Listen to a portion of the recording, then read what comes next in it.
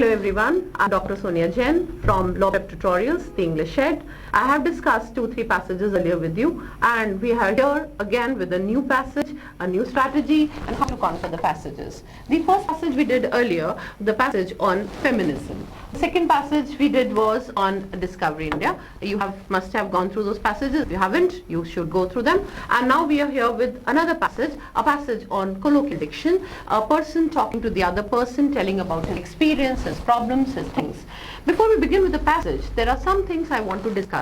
Some students did inbox me, messaged me, told me about the problems they are facing while doing the passages. Since passages have become, a lion's share, they have a lion's share in the CLAT paper, so it's very important that we focus on the passages. So what is the problem the students are facing and how to conquer those problems? I'm discussing before I start with the passage. Alright, so the first problem, the first thing that I want you, before you start with any passage, here I'm explaining the passage that I won't be there in the examination. So you have to, very important, the first thing you have to do is to do a diagnostic test. What is this diagnostic test? The students usually ask this. You have to diagnose where is the problem lying. How you are not able to conquer the passage. What are the things you are not able to understand in the passage. Where is the actual problem lying? And you have to conquer that problem. The classification of questions is also very important. The questions which are inference drawn, the questions based on synonyms, the questions based on antonyms. So you have to have a great command over the language, which comes slowly, gradually, you'll be able to do it. Understand the level of difficulty of the questions. The level of difficulty carries again a lot of weightage in the examination. Your speed is slow, you're not able to read quickly. You have to give a particular time duration to read the passage, and for this you have to do a lot of practice. We'll be also talking in the coming up videos how much time you should give to one passage, how much time you should involve in doing the passage, and that's very important that you understand the time you have to devote to it. Since these passages I'm explaining you one-to-one, so that is why the time limit has naturally not been checked, but you'll be slowly, while understanding these passages, you'll come across various synonyms. I'll talk of various roots, I'll talk of various other things. So while doing that, you'll be able to understand what I'm trying to say. So it's very important today, before you start with the passage, you do a diagnostic test. So let's begin with the passage. You'll enjoy doing this passage, a passage about the colloquial diction. What is the experience of an old man, what happened with him, and it is really a suspense which will build up, and then we'll talk about the gist of the passage, right? So you're there with me? Okay, begin with the the third passage, right? The old man pressed his granddaughter's face against his chest. Quiet, he whispered urgently. Don't move. If you do, we are lost. The first line, see, the passage is trying to say, I'm analyzing the passage at present. So the first line makes it clear. The old man is pressing the granddaughter's face on his chest and he's telling her to be quiet, don't move, we're lost. So there is some kind of a problem, some kind of thing with the writer's first line itself. You can see an abrupt starting of the passage. Yes, this is what we are talking of, the word abrupt. Abrupt means you just start instantly without giving any reference to it. The mob came rushing down the road, hooting, shouting, provocating slogans. Provoke. See the root word prov. The word prov means you incite, you provoke someone, excite someone to do something. The mob is shouting, there are slogans all around, the people are shouting, and these two people who are trying to hide from this mob. The old man drew his arm protectively around the little girl's shoulder. Don't cry, he whispered. They will not find us here. But when he heard the tramp, that is the sound, in front of the woodshed. So this line, mark out the line in front of the woodshed. That means where is the grandfather hiding? Woodshed, right? So when the grandfather heard that they heard this tramping of the foot, they saw this, that they are hiding in the woodshed. He wasn't so sure. He wasn't so sure because till now he was consoling the granddaughter. See, I'm there, don't worry. But now he's himself in a dilemma. What to do? Read further. Someone kicked the door open. Framed an open doorway, silhouette. Not this word. I want you to, I'll take 2 minutes of yours, no doubt about it. The word silhouette is very important for our vocabulary section. It's going to give you something. To move on in the passage, you from a foreign origin, and this word is taken from French language. There was a great finance French minister, CLAT, and this person imposed severe economic demands on the people. During the 7 French wars they kind of had a war. This was in 1759 this happened. So when he imposed heavy economic demands on the people, especially the wealthy people, so he gave an outline of manifesto, a list of things that they were supposed to do, and because of that list there were a lot of chaos and problems among the people. So from that time we have this word silhouette. So the word silhouette, pronounce with me, silhouette, and the meaning, that is an outline, a delineation, a portrayal to depict something. Not very much clear, but you get an idea of it. Silhouette against a red sky stood 2 men. So he got an idea that there are 2 men there, and he is there with his granddaughter inside the woodshed. Behind them house burnt and the sky was thick with smoke. Can you see anyone? Ask the shorter of the 2. That means there are 2 men, 2 people in the woodshed, and 2 people who have come to find out these 2 looking for them. Not yet was the reply. You know, the suspense is built. Yes, I know. Read further. A torch flashed. Its beam pierced the semi-darkness of the shed. The shed was totally dark, and there was semi-darkness. The light of the torch is coming there. The old man shrank back against the stack of firewood, hoping that the empty drums in front would shield them. Underline the word shield. No, you should every time mark the word whichever you come across. So he thought that they're going to shield them. That means they're going to protect him from the searching light. Eyes wide with terror, he watched the light sweep over the piles of wood, then zigzag over the peeling walls. Light is moving everywhere. They are being searched, ransacked everywhere. Where are they hiding? Then zigzag over the peeling walls, probing, going deep inside.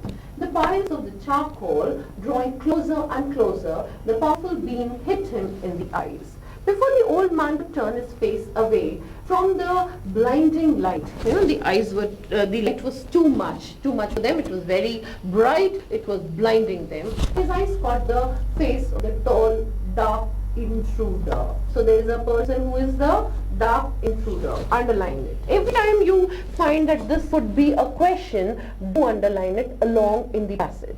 So there will be a person who is a tall person, and he is the intruder there. So we have 2 people here, a short man and a tall man. The names have not been told. Usually in conversational style, in the colloquial diction, we don't find the names are mentioned in the passages. So it is the same here. The name has not been given to us. For a moment, their eyes met and held. Their eyes, eye-to-eye contact. He knew the man. He knew him very well. He recognized who is he. His neighbor's son, his friend. But that didn't seem to matter. Why? Right? I am underlining this line. Why did it seem to matter? Naturally, the question, you also have a question, and later will ask you the same question. Why did it didn't seem to matter? What is the problem? He knows him, he is his friend. Why did he get up and raise his hand? Oh, I know you, you're my friend. Please help me. Because this person and the neighbor's friend right now have some kind of a religious tussle. But now, not anymore. What mattered now was religion. Religion was the pivotal thing which is causing all these chaos, the fights, riots. The whole India, the whole of the world is facing this problem, and we can feel a utopian world if these religious rights aren't there. To share the belief in the same chord, the old man closed his eyes and turned his face away. Trapped, caught, too late to run, too late to pray, too late for anything. Time to die. See the old man's reaction. He knew this man, whether he is his friend or whether he is not his friend, it doesn't matter right now. He is caught in the woodshed with his granddaughter, and it's time to get ready to face death. Death, which is an inevitable truth of life. Yes. Move on. Enjoy? Yes. Do you see anything? The shorter man pushed past. Is anybody inside? He asked a question. Whom is asking this question? To the taller man? Did you see anybody inside? Naturally, what are we expecting the answer? Yes, there is a person, there is an old man and his granddaughter hiding there. He must have told this. The old man held his breath. With his eyes shut, his heart thumping. You know, the strong beat of the heart you feel when you are in a chaotic situation, when you're nervous, when you become yellow. Lightly under his sweat stained shirt. He waited. Then after what seemed an eternity, the tall man's words reached him. They came from far away. No, let's go. Note the words. Yes, this is the climax. No, let's go. That means, what is he trying to say? There's nobody inside. I know, you know, we've been reading. This is not the truth. There is the grandfather, this old man, hiding. But he said, no, there's no one. There's nobody there. And the shed was plunged into darkness once again. The hiding place again became the same hiding place, a kind of a covering for them, and this darkness continues. Now turn to the questions. We have read the passage and the questions are there for us to conquer. The first question, who was the tall man? Now we know there were two people who had come to look for the people who were hiding in the woodshed. The first choice given is brother of the short man. Are they brothers? No idea about it. So we cross this choice. It's not applicable. Person hiding inside? Not at all. It's impossible. The grandfather's relative? Granddaughter's relative. Neither is the grandfather or granddaughter's relative. Then naturally we have to take the answer. None of these. Now who is this old man? We know this old man is the neighbor's son and the friend of the grandfather. We had already underlined it, you know. Yes, you have done it along with me. Second question. Why was the old man and his granddaughter's life in danger? We know, as we read, there were a lot of religious rights and problems outside. That is the reason that this has happened. They had committed some crime? Not at all. They were not the convicts. They were not the culprits. They belonged to different religions. Of course, they belong to different religions. Which religion? No, nothing discussed. Outside dacoits were looting the village. We don't even know that this is a village. The old man was very rich. No idea about it. As per the choices offered to us, the right option would be they belong to different religion, because even if you noted that line, I underlined that grandfather did say that it did not matter that whether he was his friend or not, because what mattered right now was religion. Moving on to the third question. We are lost. What is meant by this in the context of the passage? We are lost. Who is lost? Actually, grandfather and the granddaughter. Yes. And in the context of the passage, we shall see light inside. There is no light. There is total darkness in the woodshed. We shall be lost inside. They are not lost inside. They are. The world itself is lost, and they themselves are able to adjust in this world full of riots. We shall be killed. Of course, they are having this problem. We shall lose our house, so we'll take the answer, the right appropriate answer C, we shall be killed. Moving on to question number 4. Which of the following is true? Now, very important to mark, the students usually miss this. In a hurry, in a haste? No, haste makes waste. So, which of the following is true in the context of the passage? Two old men entered the woodshed to search if someone was hiding inside. They are looking for somebody. This is true, right? So, we'll still just quickly go through and skim through the choices. One of the two men who entered the woodshed was tall. This is also true. And two old men and a young girl were hiding inside the woodshed. The shorter man had seen the persons who were hiding. The two men and a girl were hiding. This is absolutely wrong. The shorter man had seen the persons. No, the tall man had seen. Two old men entered the woodshed. Now see, as we can usually get confused in this line, two old men entered the woodshed. They were not old. Don't miss this word. They were not old. They were two men, right? So we'll take the right answer. One of the two men who entered the woodshed was tall. Yes. Next question. When spotted, what did the old man do? What did the old man do? He closed his eyes, he surrendered, he shouted. None of these. What did he do? We know? Yes. He closed his eyes, he was praying to God maybe, he knew that we are trapped, we will be caught, we will be killed. So we take the answer, he closed his eyes. Do mark the answers. After diagnosis is that where you are lacking, what are the problems, move on and keep marking the answers. If your answers are even wrong in the first go, no problem. Move on, keep doing passages after passages with us and you feel the change yourself.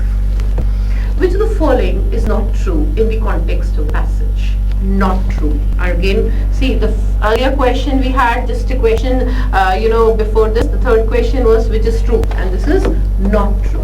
The old man and his granddaughter were hiding in his own house. No. Where were they hiding? Yes, right. They were hiding in the woodshed. So this is wrong. The old man initially felt that they were safe in the hideout. Yes, he felt. Initially he felt, later not. Third choice, the old man recognized the taller man. Yes. People around wanted to kill the old man. See, now when we turn to the sixth question, the old man and his granddaughter were hiding in it. This is not true. So when we have chosen this earlier, the next three are right. So naturally we go for the answer 6, which is wrong. You must be wondering that I marked it wrong, then I marked it right. No, it's not that we are confused here. We asked the question which is not true. So that is why this is not true, and so we are marking this as the answer. Moving on to our 7th question. We have a list of questions, pattern of questions being offered this time for this. What conclusion can be drawn from the passage? When it comes to it, religion does not always come first. Very important line, in fact, the gist of the passage. It's not always religion which matters, and it should not always matter. The milk of human kindness should flow in person. Every person should have that humanity, that philanthropic touch in the person is required, and that tall man had this. He knew he's his neighbor, he's an old man, he's hiding, still he did not reveal the secret. It is really praiseworthy, it's laudable thing. I have got my answer. This conclusion: the world is a poor place to live. Provocation leads to disaster. Where there is a will, there is a way are not applicable to our question. What did not seem to matter? Not now, not anymore. Who will speak of these lines? Yes, it was grandfather. So it doesn't matter anymore. What doesn't matter anymore? You know, they were not of the same religion. Of course, they were neighbors, they were friendly, they were amiable, but the religious differences, they knew each other, they lived in the neighborhood. The religious differences had created this problem. So religious differences did matter according to grandfather. More friends even being discussed. Death is an inevitable truth of life, is not being discussed in the passage, not applicable. So we'll move on. That they lived in neighborhood is not anymore important. Grandfather knew. Next question. You have to have patience to do a passage, right? What kind of provocative slogans were the mob shouting? Why were they provoking the people? What was the problem among those people? This kind of things, the riots going on. Against the old man, against wood merchant, against social evils, against a particular religion. It makes it clear these were religious provocative. The line we had marked, the provocations were because of religion. So we directly get the answer from the lines we had marked in the passage. You know, that is why I asked you that when you're reading the passage, mark the lines, the contextual meaning, the lines which are important. This is the time when it marks it very quickly. And you'll find the difference in the examination, and your practice will also, your time will be saved. And you'll be able to do the questions quickly, right, with a rapid speed. Which of the following can be the reason for the tall man to indicate that there was nobody hiding in sight? Tall man knew somebody is hiding in sight, but he still came and told the man, the shorter man. You remember the shorter man? He told him there's nobody there. So he told him, of course, this was something which was a lie, but it was a lie spoken to save somebody's life. And this type of lies should be spoken. He was scared of the shorter man? Not at all. He wanted to kill him? No. He crossed the B choice. He had a flash of human consideration. The point we were discussing, that he was very philanthropic, he was very generous, kind, and he had that flow of kindness in him, and that is why this benevolence of him helped him and saved even the old man's life. We take our answer directly. He was afraid of his father. We don't know about his father. Question number 11. Synonyms. You know, synonyms every time. This is not, mugging up. Nothing happens by rote learning or mugging things. Contextual meaning matters. I told you. And I did kind of make a symbolic expression also when I was talking the word pierce.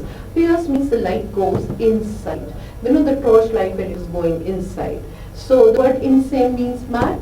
Probe is going deeper into it. We take the answer. The word gaff. Gaff is a staff, a kind of a wooden stick which is used to hit people, usually used as a war weapon, a kind of a spear. Yeah. So we take the answer. Thumping. Where was this word in the context? Thumping of what? thumping of the heartbeat. It was pounding, it was throbbing, it was heaving. All three words are applicable. So the answers you would take, yes, all A, B. Whenever we have a choice of A, B, C, or only B, or B or C both, so what do is we try to find out, can this be the answer, can the probability of the answer increases in this. Silhouette, right? The word silhouette from the French finance minister. I know you won't forget it now. So the word silhouette means you are taking the answer directly. Yes, I am doing the same. Outline. Withdraw, penniless, paupers. Paupers means person who is penniless. C and D are synonyms. Simple reasoning can be applied in this. When any synonym is offered as a multiple choice, it cannot be the answer. Trapped. Grandfather said this, that I am trapped. Whimsical word means moody. A person, the root whim means a person who acts according to his whims or desires. Confined is limited to a place. The word ascetic is a Puritan, a person who lives a very pure, holy life. And the word provocative. Now as per we see, trapped is limited to a place. When you're limited to a place, you know, we all are stuck at a place. So that is trapped. So the answer, confined. Moving on to our next two questions, the last two questions. You had that patience, you have timed up, and slowly you read at a quick pace and speed to do the passages. The next word we have is stained. You have to mark the meaning of the word stained. Soil. I'll tell you, even have a notebook, a separate notebook of vocabulary, mark out the words, write them, jot them down, have a habit of doing it. I still do it. I maintain my own diary, I do it. Soil, spoil, stained, polluted, something not distilled, something not pure, something which has some kind of defect in it is stained. Your character or your clothes, they both of them should not be stained and spoiled. They should be immaculate, pure, clean, spotless. Yes, the Shakespearean word, flawless. So the word stained, we have the word soiled, and we have the word blemished. So our answer would be both A and C. That is our D answer. The word immaculate, I haven't missed. I did make a sentence, if you notice. The word immaculate means pure, serene, something which is flawless. Just opposite to the word stained. Last question we have of our passage, a very important question. You should go through it thoroughly, and I'll discuss all the 4 tones so that you can apply these tones in the coming passages or all those passages which you're going to read in this. So the first tone of the passage, tone is the style, the manner of speaking, the point of view, how does he express his idea, what is his manner of expression, the writers, is very important to understand. We understand it when we read it, and you have to read between the lines. The first tone discussed is skeptic. Skeptic is a person, he's a non-believer who doesn't believe in things. Critical, finding faults, mistakes, being very chaffing, trying to pick holes into something.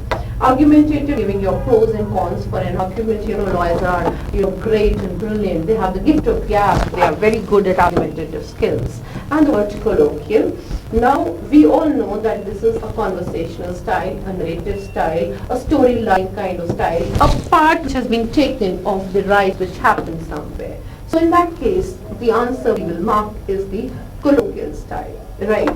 So we mark the answer. It is a conversational style of the passage which we like, and usually people enjoy such kind of passages, and I hope you had the same kind of an experience while doing this passage. We'll be coming up with our root words, with our vocabulary section, with reading comprehension, timing up. Do inbox me all those problems you face while doing the passage. And for today, that is it. Thank you.